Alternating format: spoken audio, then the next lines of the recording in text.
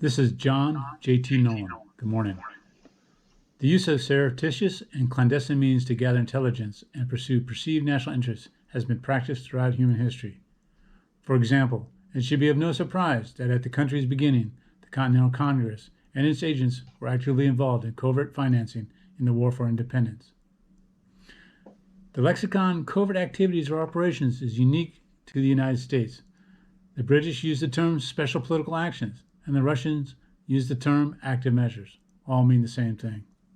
Similarly, within the United States history, the initiation of covert operations during peacetime has been the prerogative of the president. Although the president is the commander-in-chief in peacetime and war, in a time of war, covert operations and the creation of specialized units have rested with the wartime military commander.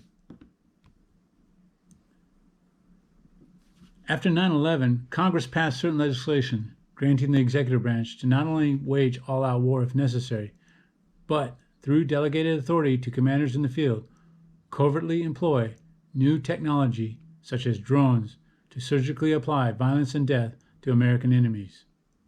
I will discuss some of the legislation and other notable directives later in the presentation. As a final note, this briefing would be tailored to a specific commander's area of operation. As such, my intro is very brief and basic. The purpose of my brief is to inform the audience on the history, principles, and employment of covert operations in support of the United States national security strategy and the directives of the President and the name Combatant Command. This is the agenda I will follow. I will discuss the purpose of covert operations, a timeline of historical legislation and events, the principles and elements of covert activities. Throughout the presentation, I will provide context and examples of some of the historical clandestine and covert operations which will lead to my conclusion of when to employ covert operations. As the Prussian military theorist Karl von Clausewitz would say, war is not a mere act of policy, but a true political instrument, a continuation of political activity by other means. The political options available to the president and foreign policy elites seeking to affect the behavior or attitude of a state or non-state actor range from doing nothing to waging total war. In between that range of options, foreign policy makers can carry out a variety of political instruments, of which some are not listed here, but include one-on-one diplomacy, multinational negotiations, targeted or broad multinational sanctions, trade barriers, or all-out war. Alternatively, and or concurrently, the executive branch and the foreign policy makers have at their disposal covert operations to gather intelligence and to influence foreign policy short of all-out war. This slide represents a sequence of events to present day outlining the institutional beginnings of the United States organization responsible for carrying out covert operations. The words in yellow designate the passage of law or executive orders relevant to this presentation. The words in white are significant moment appropriate to this presentation. Starting in the lower left-hand corner, the United States involvement in World War II under President Roosevelt administration would organize an intelligence gathering element called the Coordinator of Information. This would morph into a paramilitary element and be renamed the Office of Strategic Services, or OSS, by General William Bill Donovan. During World War II, the OSS would conduct paramilitary activities that would provide support to resistance fighters, jump behind enemy lines, and conduct psychological operations. With the end of the war, the OSS was disbanded. However, members of the Truman administration and U.S. foreign policy makers saw Russian intransigent behavior and the general lack of intelligence about Russia's activities as a looming threat. In 1947, with the beginning of the Cold War, the 80th Congress codified and President Truman signed into law the National Security Act. The National Security Act created the Central Intelligence Agency, and by the powers vested in the National Security Act, the CIA was directed to gather intelligence on and counter the Soviet Union's belligerent and expansionist behavior by any means necessary. In 1948, NSC Directive 10-2 was issued to create a small contingency force and create or exploit troublesome problems for international communism. This was to be done through CIA's Office of Special Projects. In 1950, the National Security Council issued NSC 68. NSC 68 called for the containment of Soviet expansion and formed the basis of America's Cold War policy for the next 2 decades. As NSC 68 courses of actions were under consideration, covert operations overthrowing the governments in Iran and Guatemala were occurring. As most know, the next 2 decades, America would become involved in conflicts in Korea and then Vietnam. In the midst of those 2 conflicts, the United States would engage in a covert war against Cuba that would result in a failed coup attempt called the Bay of Pigs. According to Elizabeth Anderson's essay on the Iran-Contra operation published in the 1993 fall issue of the Quarterly Conflict Journal, by the end of the 1960s, American covert actions were being scaled back. The unveiling of a covert operation using an unwitting student association to identify potential intelligence sources among student leaders in other countries resulted further congressional oversight. In 1974, the Hughes-Ryan Amendment mandated that the presidential findings demonstrate that any proposed covert action was important to national security and that Congress be notified in a timely manner of any covert activity. 1979 saw the Iranian students take over the American embassy in Tehran and take hostages. The following year, the Carter administration attempted to hostage rescue in the Iranian desert and using unconventional military forces that failed. Alongside the failed hostage rescue, the Intelligence Oversight Act was passed by Congress. The notable aspect of the act was a limitation of who needed to be notified of a covert action. Those who needed to be notified were the chairman and ranking minority member of the House and Senate Intelligence Committees, the Speaker and minority leader of the House, and the majority and minority leader of the Senate. This is known as the Gang of Eight. 1 year later, President Reagan issued Executive Order 1233-3. The purpose of Executive Order 1233-3 was to ensure the federal intelligence agencies cooperated fully with the CIA's request for information, thus expanding the CIA's data collection activities. 1233-3 also reiterated past administration's positions on banning political assassinations. In the coming 2 decades, this ban would be relaxed. The 1991 Intelligence Authorization Act defined what covert operations entailed. The Intelligence Authorization Act also required the President to authorize his findings in writing and in advance of a covert operation. Additionally, the 1991 Intelligence Authorization Act ensured covert acts could not violate the Constitution nor any statute and must support identifiable foreign policy objectives. A decade later, with the bombing of the Twin Towers on September 11, 2001, Congress would legislate to the executive branch the authority to use military force, AUMF.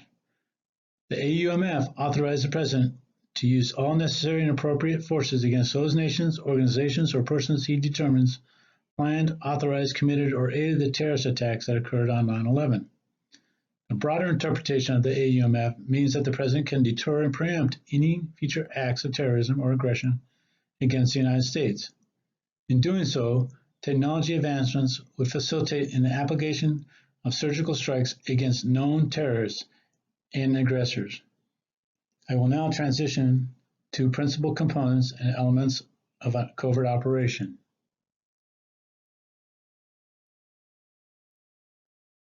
As stated earlier, the 1991 Intelligence Authorization Act defined what covert activities are and made covert activities a matter of public law. I'll pause for a moment so you can read it.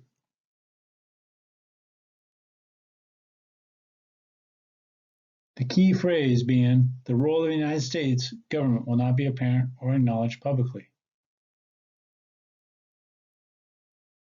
Covert actions cover a spectrum ranging from non-lethal to lethal. Typically, covert actions may involve one or all actions. For the purpose of this presentation, I broke them out. Propaganda is on the non-lethal end of the spectrum. Propaganda is further divided into white and black. With white propaganda, the sponsor is known and the narrative contrasts and compares the advantages of a free society over an authoritarian regime. Black propaganda is not directly tied to a state sponsor. The statements may be false or the report contains false statements. One just has to look at what is being said about COVID-19 pandemic.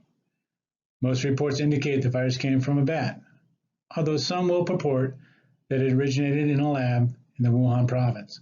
Similarly, Chinese officials are spreading propaganda in other countries that the virus is created by the United States, while looking like the good guy providing support to combating the pandemic in countries such as Italy and Russia.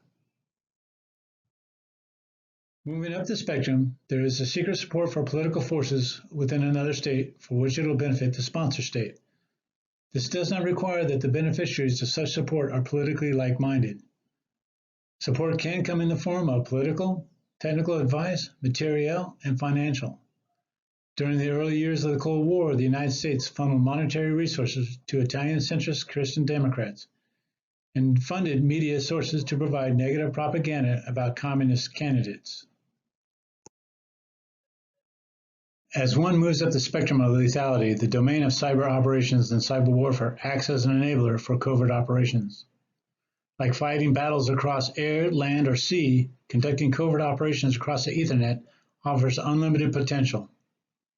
As the United States and other Western countries were victims to voter tampering, cyber capabilities facilitates the spread of disinformation quickly and can create conflict and dissension.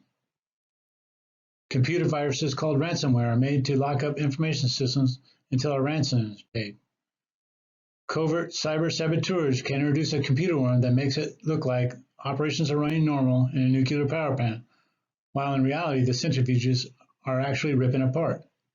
It is feasible to hack, launch, or activate a cyber denial-of-service attack from anywhere in the world with the capacity of inflicting widespread damage to electrical power grid network system elsewhere, essentially crippling the electrical distribution network and leaving no trail behind for investigators to trace back who committed the attack.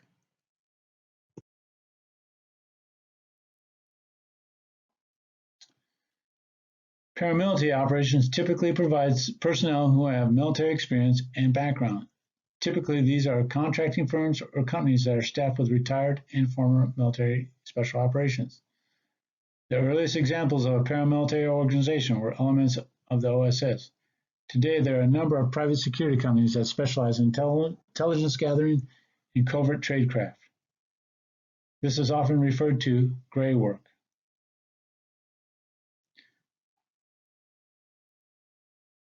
Unconventional military operations is most frequently used for hostage rescue, snatches, and in military intelligence gathering.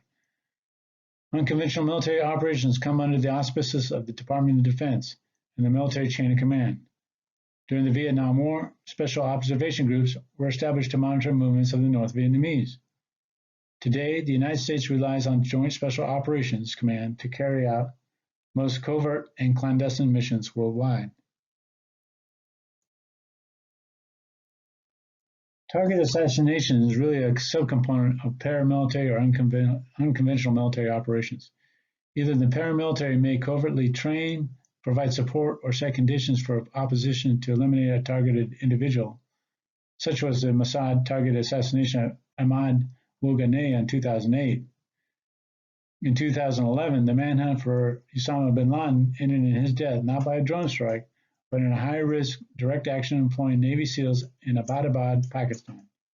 Most recently, the world witnessed the United States eliminate the Iranian general Qasem Soleimani in Iraq with a drone strike. The common denominator is these target assassinations during peacetime or officially not at war were all authorized by the President of the United States, of which the executive branch is an inherent element of leadership in order to carry out foreign policy, not only in targeted assassinations, but any variant of successful covert operation previously discussed. There must be opportunity to exploit a weakness in the adversary. Covert operations must supplement strategic policy and planning and not be independent of foreign policy objectives. Resources and infrastructure must be in place, and contingency operations need to be established, and all need to be controlled by the sponsor to the point of execution. Successful covert operations require that it is integrated and has the full support of the intelligence gathering organizations. Without that support, the probability of success is reduced. Finally, a covert program cannot be left unsupervised. A feedback channel is necessary to evaluate the effectiveness of the covert operation as the situation on the ground evolves and as foreign policy changes occur. Foreign policy involves application of national instruments of power that are diplomacy, information, military, and economics to influence other nation states or non-state actors to abide by some notional world order. Covert operations should complement the stated foreign policy objectives. Notwithstanding, sometimes tough foreign policy decisions need to be made. For example, does the rendition of a citizen from another country outweigh their human rights? Or does the arming and training to use precision-guided munitions a better option than not getting involved in a civil war? It is when covert operations are uncovered and found out to be out of sync or are counter to the United States national security agenda and the American values. Then there is a domestic political fallout for those in elected office, foreign policy fallout by our allies, and a general loss of trustworthiness in the United States' role as a leader in democracy and freedom. This concludes my brief. In review, I provided a broad brush stroke on the history of covert operations, the principles, components, and elements that make up covert operations, and the potential fallout politically and from a foreign policy standpoint when clandestine and covert programs are unintentionally uncovered or are carried out by rogue non-state actors with an ulterior motive. I hope you enjoyed my presentation, and I look forward to hearing from your comments. Thank you.